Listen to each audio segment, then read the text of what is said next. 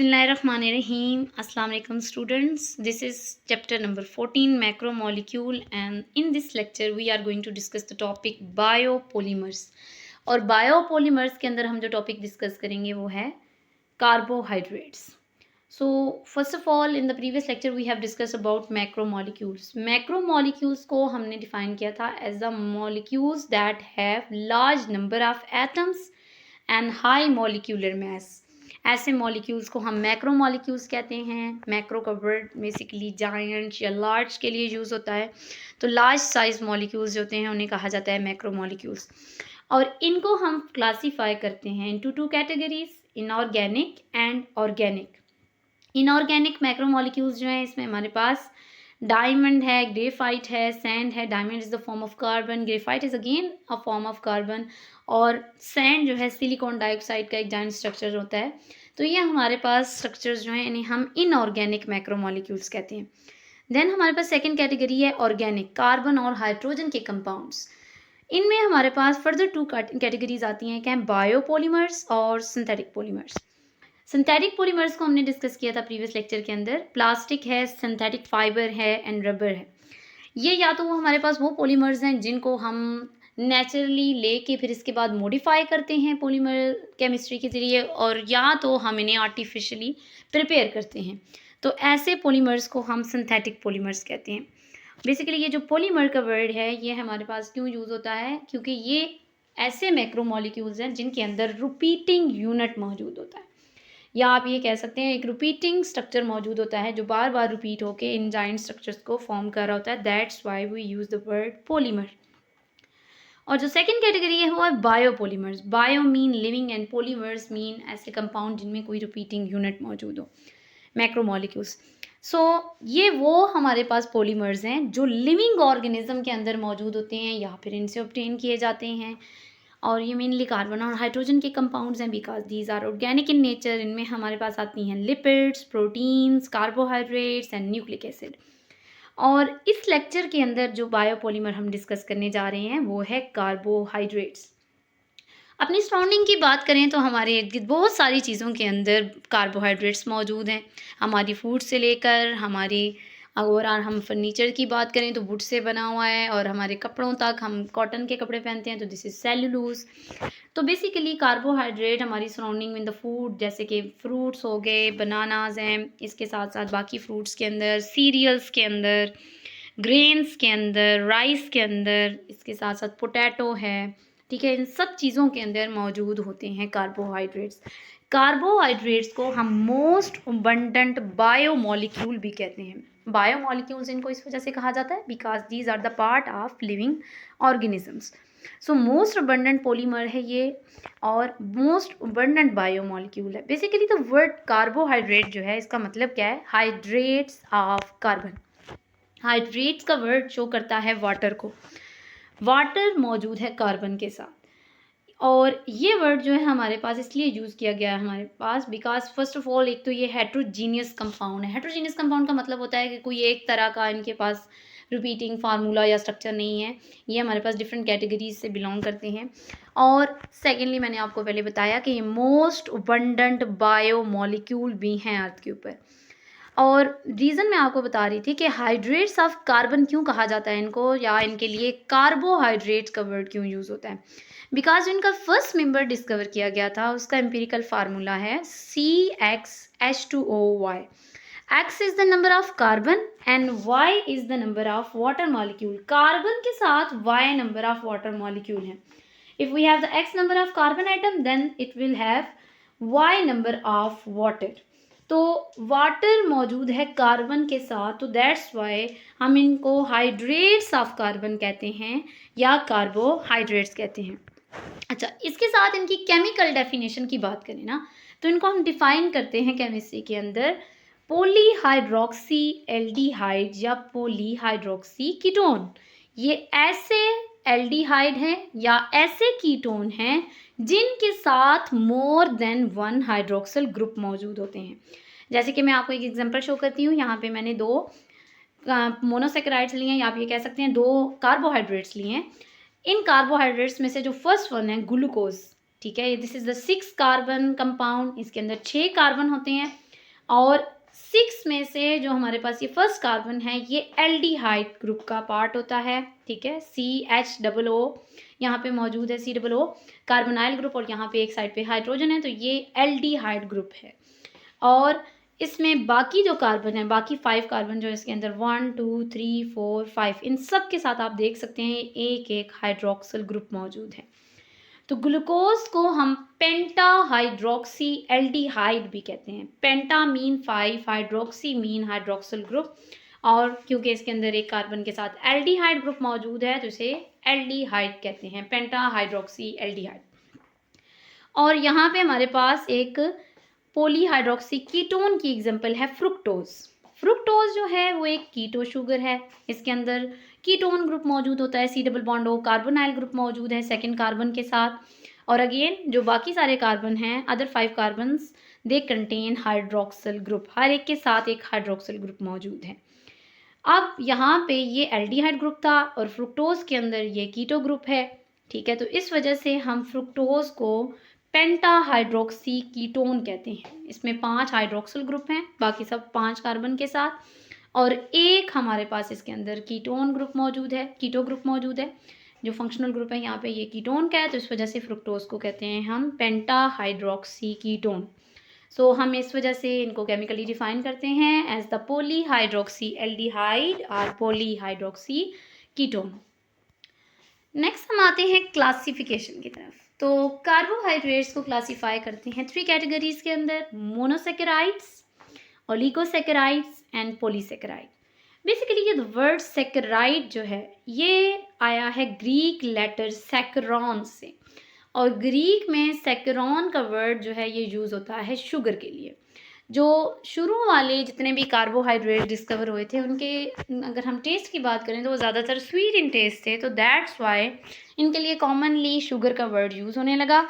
लेकिन मैं यहाँ आपको क्लियर कर दूँ कि कार्बोहाइड्रेट जो हैं वो सारे स्वीट इन टेस्ट नहीं होते, इस वजह से हम इनको 2 कैटेगरीज के अंदर डिवाइड करते हैं, sugar carbohydrates and non sugars carbohydrate. अच्छा, जो शुगर कार्बोहाइड्रेट्स हैं जिनका स्वीट इन टेस्ट होता है ज़्यादातर, उनमें आते हैं हमारे पास monosaccharides and oligosaccharides.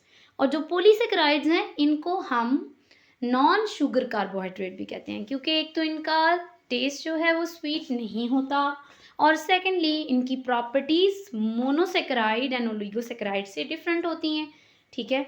That's why हमारे पास कार्बोहाइड्रेट्स की 2 कैटेगरी हैं, शुगर वाले हमारे पास कार्बोहाइड्रेट जो स्वीट इन टेस्ट हैं monosaccharides and oligosaccharides, and non sugar carbohydrates में आते हैं हमारे पास पॉलीसेकेराइड्स। नेक्स्ट हम डिफाइन करेंगे और डिस्कस करेंगे मोनोसेकेराइड्स को। Mono mean single and saccharide mean sugar, या सिंपल हम अगर बात करें कार्बोहाइड्रेट का सिंगल यूनिट अगर मौजूद हो तो उसे हम कहेंगे मोनोसेकेराइड। ये सिंपलेस्ट टाइप ऑफ कार्बोहाइड्रेट हैं जिनको आप फर्दर हाइड्रोलाइज नहीं कर सकते अदर कार्बोहाइड्रेट के अंदर। हाइड्रोलाइसिस का मतलब होता है अगर आप किसी कम्प्लेक्स कंपाउंड को ब्रेक डाउन करते हैं by addition of water into simple units, उसी के अपने यूनिट्स के अंदर चेंज किया जाए बाय एडिशन ऑफ वाटर, तो इस प्रोसेस को हम हाइड्रोलाइसिस कहते हैं। और मोनोसेकेराइड्स को फर्दर हाइड्रोलाइज नहीं किया जा सकता। जनरल फार्मूला की बात करें तो इनका जनरल फार्मूला है CH2ON। CH2O, C is the carbon and H2O again, these are called hydrates of carbon। तो यहाँ पे कार्बन के साथ वाटर मॉलिक्यूल है। N is the number that can be 3 or higher, तो यहाँ पे हमारे पास कार्बन के साथ n number of water molecule होंगे, जितने कार्बन होंगे इतने ही आपके पास वाटर मॉलिक्यूल हैं। अगर आपको ये पता है कि कार्बन का नंबर क्या है तो आप इनका जनरल फार्मूला जो है इसको यूज़ करके इनका मॉलिक्यूलर फार्मूला बता सकते हैं। जैसे कि ग्लूकोज के अंदर 6 कार्बन होते हैं तो यहाँ पे आएगा C6, और आगे वाटर को आप मल्टीप्लाई करें 6 के साथ तो ये आएगा C6H12O6। So CH2ON is the general formula of monosaccharide, और इसी की मदद से आप सबका मॉलिक्यूलर फार्मूला ड्राइव कर सकते हैं। यहाँ पे कुछ एग्जांपल शो की गई हैं मोनोसेकेराइड्स की, जिसमें है ग्लूकोज, फ्रुक्टोज एंड ग्लैक्टोज। तो स्टूडेंट्स बेसिकली ये इनका रिंग स्ट्रक्चर ड्रा किया गया है। वजह क्या है रिंग स्ट्रक्चर की? बेसिकली हमारे पास जो मोनोसेकेराइड्स हैं ये नेचर के अंदर एक्वस सोल्यूशन में जब एग्जिस्ट करते हैं तो ये रिंग फॉर्मेशन कर लेते हैं, रिंग की फॉर्म में एग्जिस्ट करते हैं।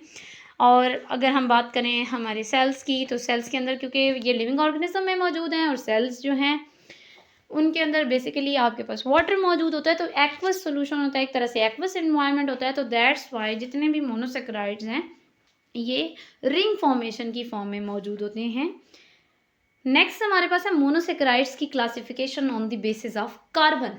कार्बन के नंबर की बेस पे, कार्बन का नंबर कितना है, इस बेस पे हम मोनोसेक्राइड्स को क्लासीफाई करते हैं into trioses, tetroses, pentoses, hexoses and heptoses. Triose mean 3, tri mean 3 and ose ये वर्ड ये हमारे पास शुगर के लिए यूज होता है। 3 कार्बन हो अगर किसी मोनोसेक्राइड के अंदर तो उसे हम कहेंगे ट्रायोस।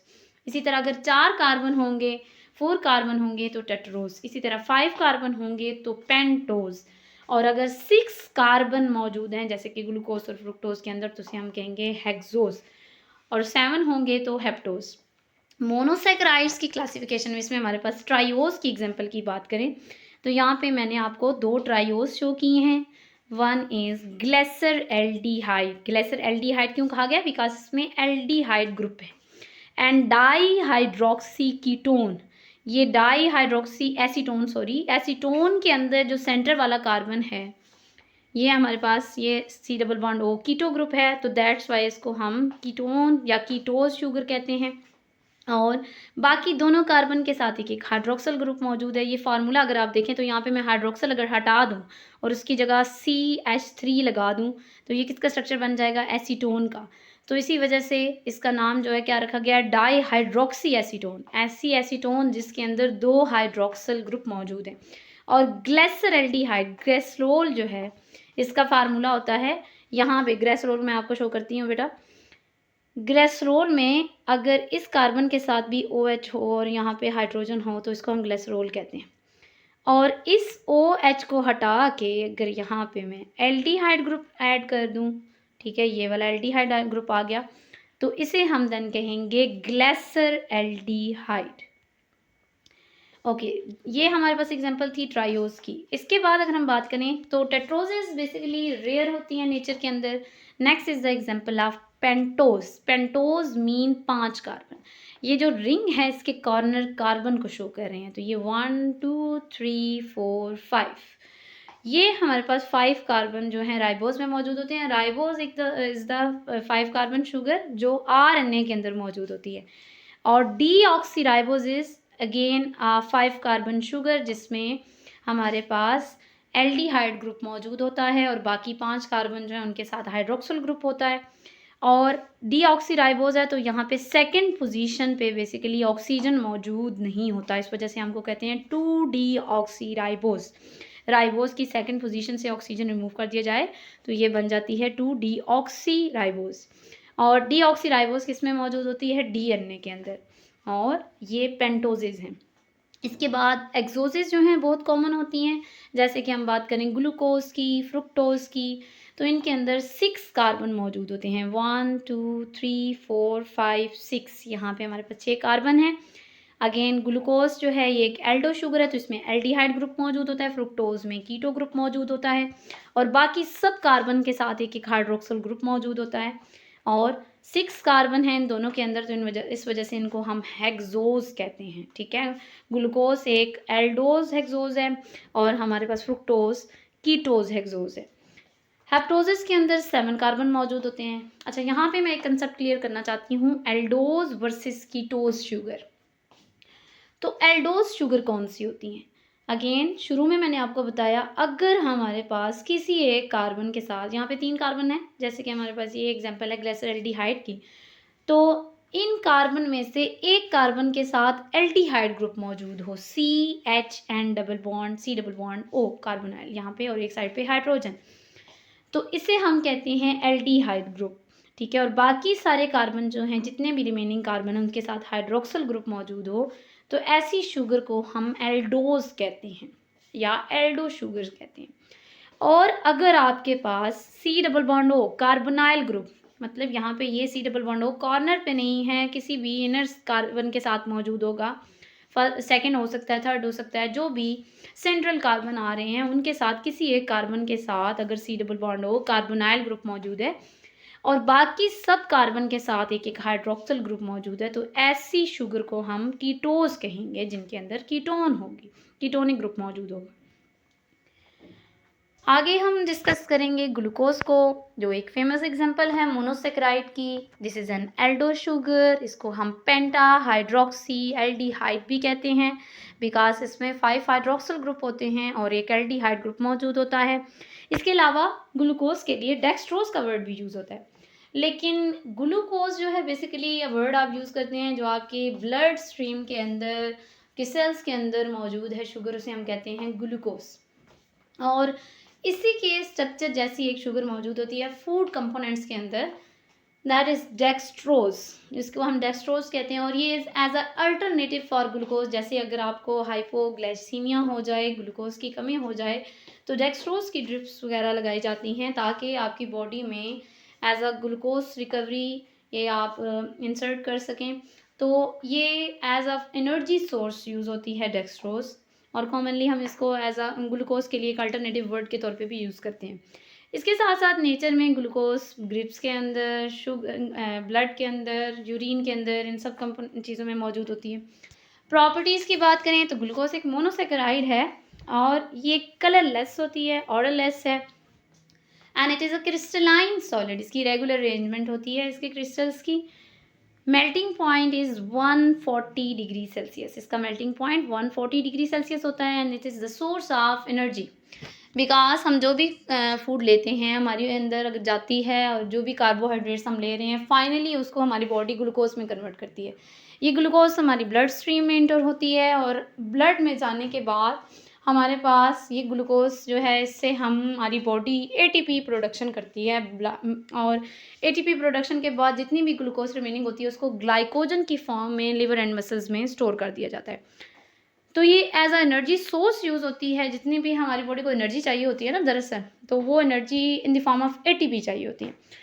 और इस एटीपी को बनाने के लिए ग्लूकोज का ब्रेकडाउन किया जाता है, ग्लाइकोलाइसिस किया जाता है। Glycolysis is the process of breakdown of glucose. और जब हम एक ग्लूकोज मॉलिक्यूल के जस्ट ब्रेकडाउन की बात करें द प्रेजेंस ऑफ ऑक्सीजन, तो 38 एटीपी मॉलिक्यूल प्रोड्यूस होते हैं। ATP is the energy currency of the cell, और इसको ड्राइव करने के लिए ग्लूकोज का ब्रेकडाउन किया जाता है।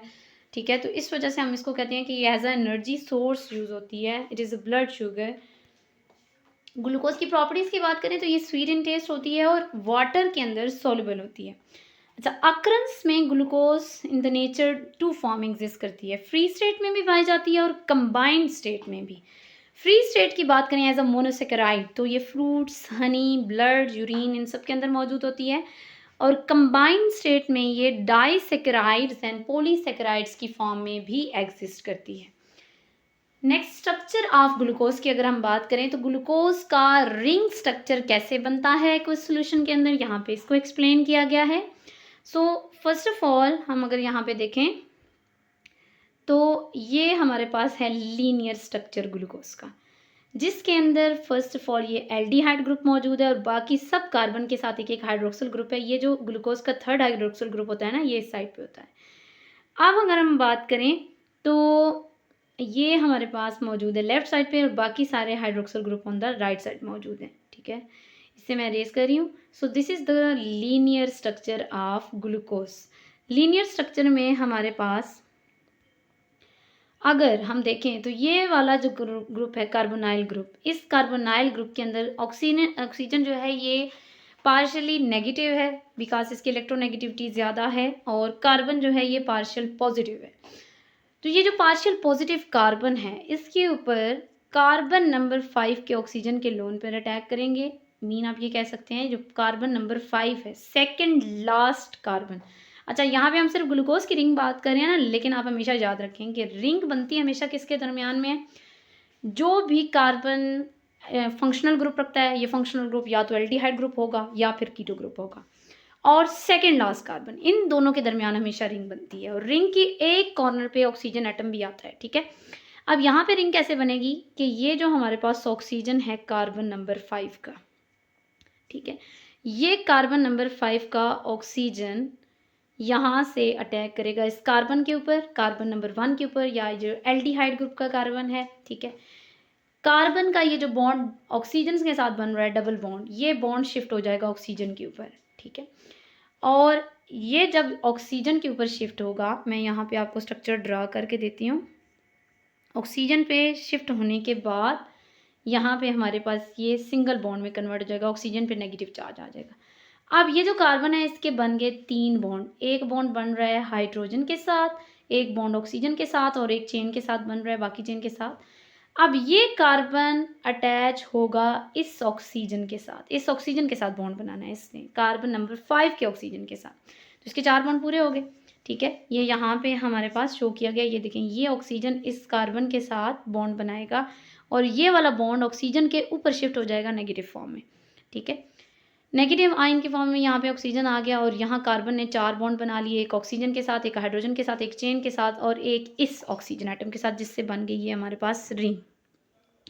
अब ये हाइड्रोजन कहाँ जाएगा, ये ऑक्सीजन के साथ जो हाइड्रोजन है ये शिफ्ट हो जाएगा इस ऑक्सीजन के ऊपर, ठीक है।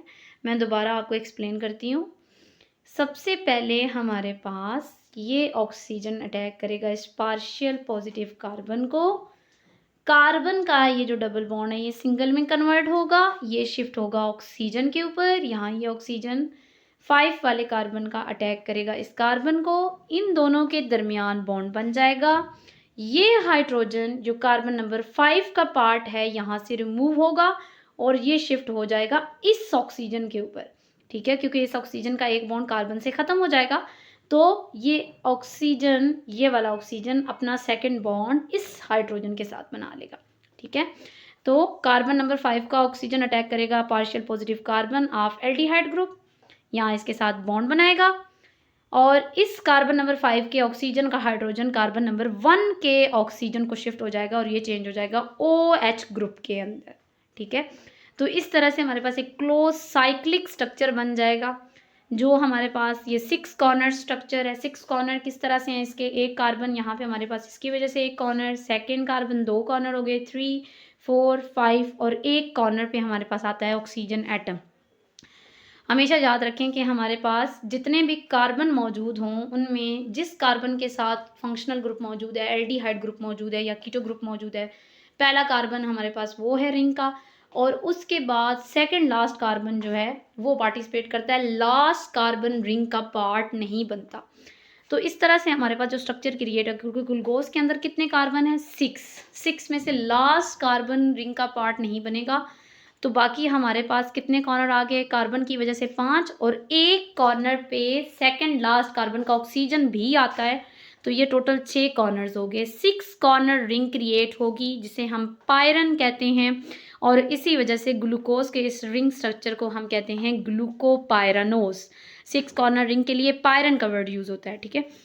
और एक और मैं आपको यहाँ पे बात कंफर्म करना चाहती हूँ कि हमारे पास ये जो पायरानोज रिंग है ये 2 तरह की होंगी, एक होती है हमारे पास बीटा डी फॉर्म और एक होगी अल्फा डी फॉर्म। अच्छा, अल्फा और बीटा क्यों कहते हैं हम, अगर ये हाइड्रोक्सल ग्रुप, हाइड्रोक्सल कैसे बना, ये जो एल्डिहाइड ग्रुप है इसका ऑक्सीजन, इसके ऑक्सीजन के साथ सेकेंड लास्ट कार्बन का जो हाइड्रोजन है, ऑक्सीजन एटम के साथ जो हाइड्रोजन है वो शिफ्ट हुआ तो ये OH में चेंज हो गया। अब ये OH और जो लास्ट वाला हमारे पास कार्बन है CH2OH, ये अगर सेम साइड पे हों रिंग के तो ऐसी फॉर्म को हम बीटा फॉर्म कहते हैं, इसके लिए हम बीटा का वर्ड यूज़ करते हैं। और अगर ये ऑपोजिट फॉर्म पे हो, मतलब ये अप साइड पे होगा OH ग्रुप कार्बन नंबर 1 के साथ, तो इसको हम कहेंगे ये बीटा फॉर्म है, और अगर डाउन साइड पे होगा, ये H ऊपर हो और OH नीचे हो, तो इसे हम कहेंगे अल्फा फॉर्म। तो ये दोनों एनोमेरिक फॉर्म हैं ग्लूकोज के रिंग स्ट्रक्चर की, ठीक है। और ये जो रिंग स्ट्रक्चर है ये एक्वस फॉर्म के अंदर ग्लूकोज इसी फॉर्म में एग्जिस्ट करती है, इसे हम कहते हैं ग्लूकोपायरानोस। अच्छा, ये जो रिंग स्ट्रक्चर है ना ग्लूकोज के, अल्फा डी ग्लूकोज और बीटा डी ग्लूकोज, ये आपस में इंटर कन्वर्ट होते रहते हैं। तो ये जो इनकी इंटर कन्वर्जन होती है, एक तो आपस में इंटर कन्वर्ट होते हैं और लीनियर स्ट्रक्चर के अंदर भी इनकी कन्वर्जन चलती रहती है। लीनियर स्ट्रक्चर अल्फा फॉर्म में भी कन्वर्ट हो सकता है, अल्फा फॉर्म दोबारा लीनियर स्ट्रक्चर में कन्वर्ट हो सकती है और इसी तरह लीनियर स्ट्रक्चर बीटा फॉर्म में कन्वर्ट हो सकता है, बीटा फॉर्म अगेन लीनियर में भी कन्वर्ट हो सकती है, तो इनका इंटरचेंज चलता रहता है। और अगर हम रूम टेम्परेचर की बात करें तो रूम टेम्परेचर पे ग्लूकोज जो है वो 36% अल्फा डी ग्लूकोज की फॉर्म में एग्जिस्ट करती है, 64% इसकी बीटा फॉर्म पाई जाती है और 0.02% के लिहाज से ये लीनियर या ए साइक्लिक ग्लूकोज की फॉर्म में, ओपन चेन फॉर्म में भी मौजूद होती है। और ये जो इंटर कन्वर्जन होती है साइक्लिक और लीनियर या ए साइक्लिक स्ट्रक्चर की आपस में, इसे हम नाम देते हैं म्यूटा रोटेशन का। ठीक है, नेक्स्ट यहाँ पे आप अगेन देख लें, ये अल्फा डी ग्लूकोज है जिसमें ये OH नीचे है और ये जो लास्ट वाला कार्बन है ये हमारे पास इसका OH ऊपर है, ये CH2OH और ये दोनों एक दूसरे की ऑपोजिट साइड पे हैं। ये फर्स्ट कार्बन है हमारे पास, इसके साथ डाउन साइड पे OH लिखा हुआ है, तो ये है अल्फा फॉर्म। और अगर OH on the upper side हो तो इसे हम कहते हैं, या CH2OH की सेम साइड पे मौजूद हो तो इसे हम कहेंगे ये बीटा फॉर्म है। नेक्स्ट हमारे पास सेकंड जो मोनोसेकेराइड हम डिस्कस करने जा रहे हैं या हेक्सोज डिस्कस करने जा रहे हैं वो है फ्रुक्टोज, जिसे हम कीटो शुगर भी कहते हैं। Again this is an hexose, इसमें 6 कार्बन होते हैं लेकिन एक कार्बन जो है वो कीटोनिक कार्बन कीटोनिक ग्रुप का पार्ट होता है। प्रॉपर्टीज़ की बात करें तो ये भी कलरलेस होती है, ऑर्डरलेस होती है, क्रिस्टलाइन होती है। इसका मेल्टिंग पॉइंट है 102.4 degree Celsius. This is sweet in taste, sweet in taste की वजह से इसको ये ज़्यादा स्वीट इन टेस्ट होती है, अगेन ग्लूकोज से भी ज़्यादा स्वीट इन टेस्ट होती है, इस वजह से इसको कन्फेक्शनरीज मिठाइयों वगैरह में इनमें यूज़ किया जाता है। और मेनली इसको फ्रूट शुगर भी कहते हैं, फ्रूट्स के अंदर मौजूद होती है। और this is highly soluble in water. Structure of fructose, fructose भी ग्लूकोज की तरह एक्वस सॉल्यूशंस के अंदर in the form of ring exist करती है। और इसकी रिंग फॉर्मेशन को अगर हम एक्सप्लेन करें तो अगेन वैसे ही है जैसे कि मैंने आपको पहले बताया कि सबसे पहले तो वो कार्बन पार्टिसिपेट करता है जिसके साथ फंक्शनल ग्रुप मौजूद हो। और जो फ्रुक्टोज है इसके अगर हम ओपन चेन स्ट्रक्चर की बात करें तो इस ओपन चेन स्ट्रक्चर में सेकेंड कार्बन के साथ फंक्शनल ग्रुप मौजूद होता है या कीटोनिक ग्रुप मौजूद होता है, C+O। तो सबसे पहले तो हमारे पास रिंग के अंदर ये फर्स्ट कार्बन आएगा, रिंग के अंदर जो कार्बन आएगा वो यहाँ से रिंग शुरू होगी। और अगेन मैंने आपको बताया कि जिस कार्बन के साथ फंक्शनल ग्रुप है वो किसके साथ बॉन्ड बनाता है, ये बॉन्ड बनाता है हमारे पास सेकेंड लास्ट कार्बन के साथ। तो सेकेंड लास्ट कार्बन बन रहा है कार्बन नंबर 5, इन दोनों के दरमियान बॉन्ड बनेगा और एक जो कॉर्नर है रिंग का उस पर आएगा ऑक्सीजन एटम। अगेन वही प्रोसेस है, ये ऑक्सीजन इस कार्बोनाइल ग्रुप के कार्बन पार्शियल पॉजिटिव कार्बन पे अटैक करेगा, कार्बन अपना ये डबल बॉन्ड जो है यहाँ से ख़त्म करेगा और ये वाला बॉन्ड शिफ्ट होगा, ये वाला इलेक्ट्रॉन ऑक्सीजन के पास वापस आ गए। ठीक है, ये ऑक्सीजन बॉन्ड बना लेगा इस कार्बन के साथ। ठीक है, कार्बन के यहाँ पे हमारे पास ये देखें, ये ऑक्सीजन इस कार्बन के साथ बॉन्ड बनाएगा और कार्बन का ये वाला इलेक्ट्रॉन ये ऑक्सीजन से वापस लेगा, ऑक्सीजन के पास इलेक्ट्रॉन यहाँ चला गया, ऑक्सीजन के ऊपर नेगेटिव चार्ज आ गया। ठीक है, और यहाँ ऑक्सीजन और कार्बन आपस में बॉन्ड बना लेंगे, ये इनके दरमियान बॉन्ड बन गया। ठीक है, ये सेकंड लास्ट कार्बन है और ये कार्बन नंबर 2 है, इन दोनों के दरमियान बन गया बॉन्ड। ठीक है, COC लिंकेज, ये इथर लिंकेज एक तरह से। यहाँ पे ये बॉन्ड बनने के बाद ये ऑक्सीजन जो है, जो कार्बन नंबर 1 का ऑक्सीजन है, यहाँ पे ये सेकंड लेस कार्बन का के साथ जो ऑक्सीजन है इसका हाइड्रोजन शिफ्ट होगा। ठीक है, तो ये चेंज हो जाएगा OH के अंदर, O से ये OH में चेंज हो गया, हाइड्रोक्सिल ग्रुप में चेंज हो गया और यहाँ पे ये बन गया इसका रिंग स्ट्रक्चर। तो मैंने आपको बताया कि रिंग के अंदर पार्टिसिपेट करते हैं एक तो वो कार्बन जिसके साथ फंक्शनल ग्रुप है और एक सेकंड लास्ट कार्बन जो भी बन रहा है वो पार्टिसिपेट करते हैं, बाकी सारे कार्बन रिंग से बाहर आएंगे।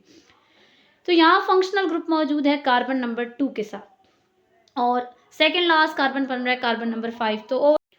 तो ओवरऑल अगर हम बात करें तो यहाँ पे हमारे पास टोटल कार्बन कितने आ रहे हैं, 1 2 3 4 कार्बन आएंगे हमारे पास। रिंग के 4 कॉर्नर कार्बन की वजह से बनेंगे और एक कार्बन पे कॉर्नर पे हमारे पास आएगा ये सेकंड लास्ट कार्बन का ऑक्सीजन। तो टोटल कॉर्नर कितने बनेंगे, रिंग के 5 कॉर्नर। ग्लूकोज में हमारे पास 6 कॉर्नर बनते थे रिंग के, और यहाँ पे हमारे पास क्योंकि कीटोनिक ग्रुप मौजूद है जो कि सेकंड कार्बन के साथ आ रहा है तो फर्स्ट वाला कार्बन रिंग बनाने में इन्वॉल्व नहीं है और सेकंड लास्ट भी नहीं है। तो 4 कॉर्नर्स पे हमारे पास आता है कार्बन और इसके बाद 5वां कॉर्नर बनता है ऑक्सीजन की वजह से, तो एक 5 कॉर्नर रिंग क्रिएट होगी और 5 कॉर्नर रिंग को हम फ्यूरानोज कहेंगे। और यहाँ पे इसलिए हम फ्रुक्टोज के लिए क्या वर्ड यूज़ करेंगे, फ्रुक्टोफ्यूरानोज। अगेन इसकी भी दो फॉर्म होंगी, एक अल्फा फॉर्म और एक बीटा फॉर्म। अगर ये OH डाउन साइड पे मौजूद है, लास्ट कार्बन और का हाइड्रोक्सिल ग्रुप और ये हाइड्रोक्सिल ग्रुप सेम साइड पे होंगे तो बीटा, और अगर ये ऑपोजिट साइड पे हैं जैसे कि यहाँ पे शो किया गया है तो इसको हम अल्फा फॉर्म कहेंगे। बीटा में OH ऊपर होगा, और अगर हम बात करते हैं अल्फा फॉर्म की तो इसमें OH डाउन साइड पे मौजूद होगा।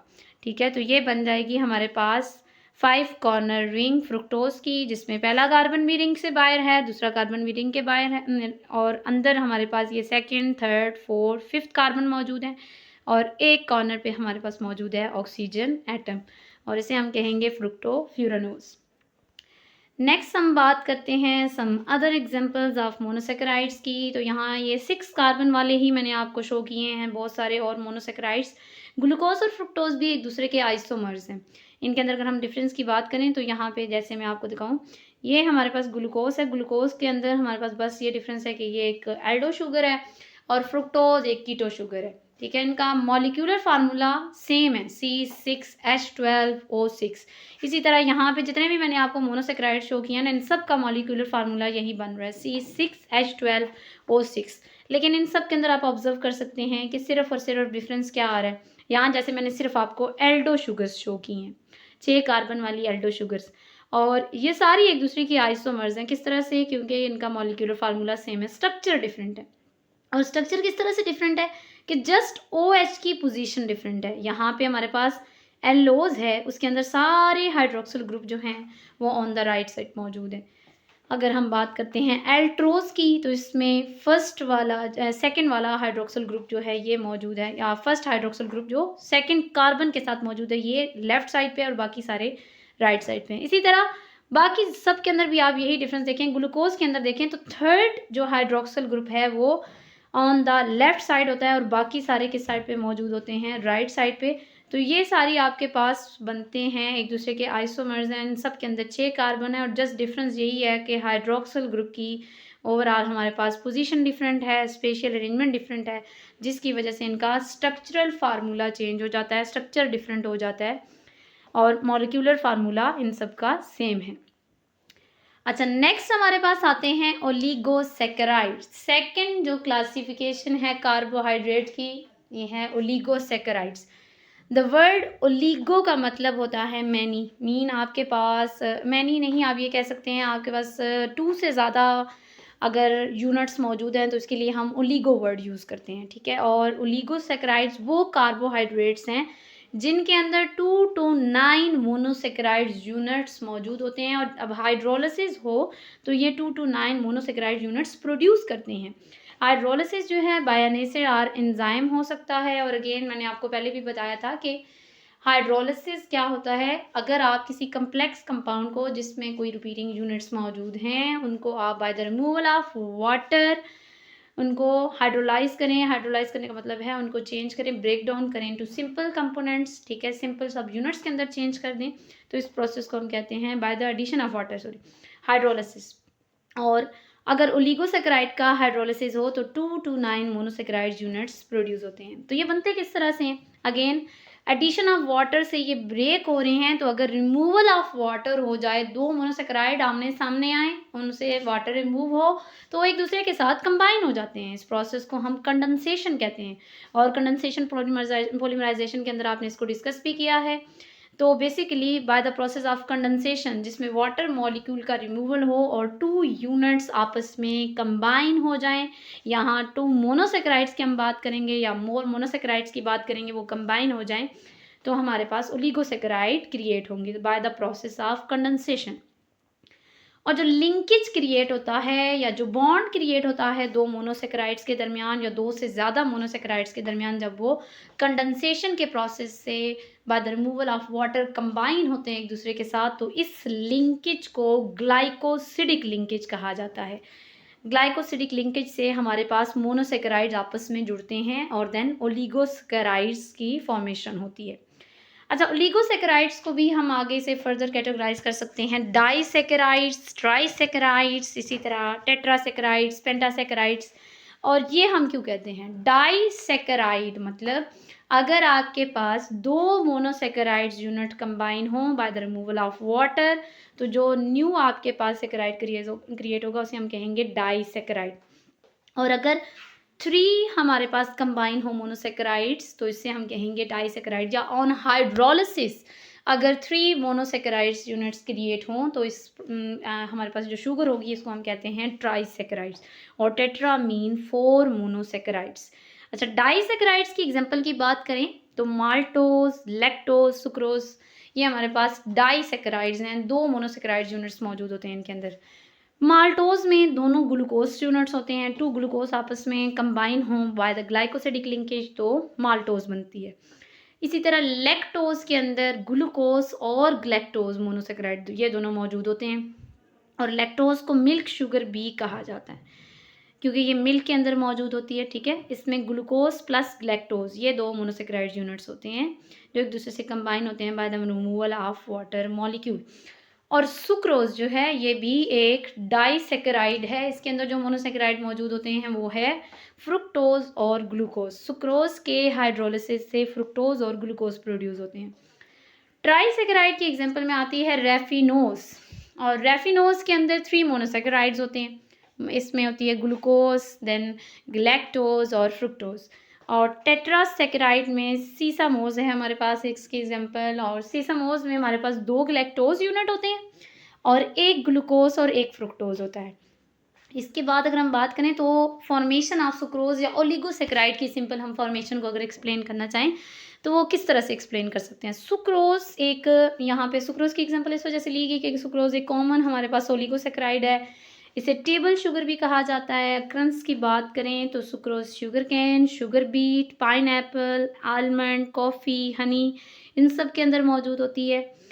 और सुक्रोज के जो मोनोसेकेराइड यूनिट्स हैं वो हैं ग्लूकोज और फ्रुक्टोज। यहाँ पे ग्लूकोज की रिंग को शो किया गया है, ये है ग्लूकोपायरानोज जिसके अंदर हमारे पास 6 कॉर्नर्स मौजूद होते हैं, 6 कॉर्नर रिंग स्ट्रक्चर है। और ये है फ्रुक्टोज, 5 कॉर्नर रिंग स्ट्रक्चर जिसे हम कहते हैं फ्रुक्टोफ्यूरानोज। रिंग स्ट्रक्चर इसलिए बनाया गया है क्योंकि जब भी एक उस फॉर्म में मौजूद होंगे तो ये हमेशा रिंग की फॉर्म में ही मौजूद होंगे।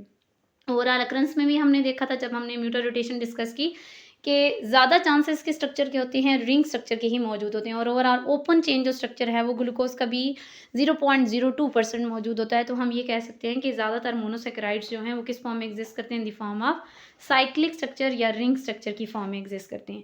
तो यहाँ पे इनको हम आमने सामने, यहाँ पे आपको इसको रिप्रेजेंट किया गया है। ये है ग्लूकोज, ये है फ्रुक्टोज। जब ये आमने सामने मौजूद होंगी तो ग्लूकोज का ये जो कार्बन नंबर 1 है, ये जो अल्फा कार्बन है हमारे पास, इसके साथ अल्फा हाइड्रोक्सिल ग्रुप मौजूद है, ये हाइड्रोक्सिल ग्रुप। और फ्रुक्टोज की रिंग का ये कार्बन नंबर बन रहा है 5, इसका हाइड्रोक्सिल ग्रुप आमने सामने आ जाते हैं। तो यहाँ पे वाटर मॉलिक्यूल का रिमूवर होगा, एक साइड से OH रिमूव होगा, एक साइड से H रिमूव होगा। और ये जो हमारे पास कार्बन है, कार्बन नंबर 5 जिसका OH रिमूव हुआ, ये कार्बन नंबर 1 के ऑक्सीजन के साथ बॉन्ड बना लेगा। ये COC लिंकेज जो है ईथर, एक तरह से ईथर लिंकेज है लेकिन इससे 2 रिंग जुड़ गई हैं तो इसको हम ग्लाइकोसिडिक लिंकेज कहेंगे। ठीक है, ये बन जाएगा 2 मोनोसेकेराइड यूनिट्स के अंदर। और इसी तरह अगर मैं अगेन यहाँ पे एक और रिंग बनाऊँ आगे इसके सामने, यहाँ पे जैसे इसको ले आऊँ तो ये वाला OH और ये वाला OH आमने सामने आ गए। यहाँ अगेन हमारे पास हाइड्रोक्सिल ग्रुप एक साइड से रिमूव होगा, एक साइड से H रिमूव होगा, तो यहाँ से भी रिंग जुड़ सकती है। तो ये कंटिन्यूसली आपके पास चलती रहेगी रिंग जब तक हमारे पास मोर मोनोसेकेराइड यूनिट्स मौजूद होंगे। इससे पॉलीसेकेराइड्स बनेंगे आगे, उनको हम फर्दर डिस्कस करेंगे। लेकिन यहाँ पे हम सिर्फ सुक्रोज को डिस्कस करें कि यहाँ से हमारे पास फ्रुक्टोज के अंदर से OH ग्रुप रिमूव होगा कार्बन नंबर 5 से, और कार्बन नंबर 1 जो है ग्लूकोज का उसका H रिमूव होगा, वाटर का रिमूवल होगा, दोनों मॉलिक्यूल जो है आपस में कंडेंस होंगे और यहाँ पे इन दोनों के दरमियान ये ग्लाइकोसिडिक लिंकेज बन गया। ये वाला ऑक्सीजन इस कार्बन के साथ बॉन्ड बना लेगा तो ये बन गया ग्लाइकोसिडिक लिंकेज और इससे 2 रिंग्स कंबाइन हो गई और 2 मोनोसेकेराइड्स कंबाइन हो गए। तो जो न्यू हमारे पास फॉर्मेशन हुई है जिस शुगर की, जिस कार्बोहाइड्रेट की, इसे हम कहेंगे डाइसेकेराइड। और क्योंकि ये फ्रुक्टोज और ग्लूकोज से मिलकर बना है तो इसके लिए हम जो नेम यूज़ करते हैं वो है सुक्रोज। और यहाँ पे वाटर मॉलिक्यूल का क्या हो जाएगा, removal. Next, thank you so much बेटा। हम नेक्स्ट डिस्कस करेंगे पॉलीसेकेराइड को अपने नेक्स्ट लेक्चर के अंदर। So that's all.